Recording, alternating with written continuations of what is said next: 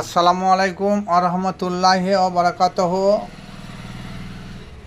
সপ্তম জমিন ও আসমানে আল্লাহ পাক রব্বুল আলামিন যত কিছু সৃষ্টি করেছেন তার মধ্যে সৃষ্টি শ্রেষ্ঠ বলে কাকে ঘোষণা করলেন? এই আদম সন্তানকে। কারণ এই বিষয় নিয়ে আমরা কেউ গবেষণা করি না। এর মূল কারণ হলো আল্লাহ পাক রব্বুল আলামিন যেটাকে নিজ হস্তে সুঠম করেছেন এবং তার মধ্যে নিজ রূপ হত্যা করলেন। তারপরে সমস্ত ফেরেশতা মণ্ডলীকে বলেন, তোমরা আদমের পায়ে মাথা নত করো বা আদমকে সিজদা করো। তারপরে আবার কি বলছেন? আমি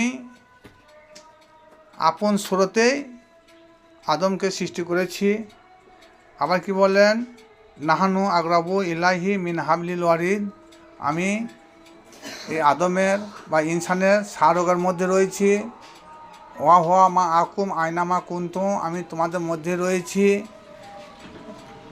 এইগুলো নিয়ে আমরা কেউ গবেষণা করি না। তাহলে এই মানুষ কি?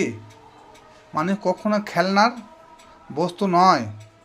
কারণ আল্লাহ পাক যে রব্বুল আলামিন তিনি যে কথাগুলো বলেছেন, এই কথা কটা নিয়ে যদি আমরা গবেষণা করতাম তাহলে নিশ্চয়ই আমরা এক মানুষকে ঘৃণার চোখে দেখতাম না। তাই লালন ফকির বলেছেন, মানুষ ভজিলে সোনার মানুষ হবি, আর মানুষ ছাড়া খেপারে তুই মূল হারাইলি। তিনি একজন মহান সাধক, আল্লাহর অলি। তিনি যে কথাটা বলে গেছেন, কথাটা নিয়ে আমরা কেউ গবেষণা করি না। আমরা শুধু কি গবেষণা করি? কে শিরক, কে বিদআত করছে, কে নামাজ পড়ছে, কে পড়ছে না, এই নিয়ে। কিন্তু আমরা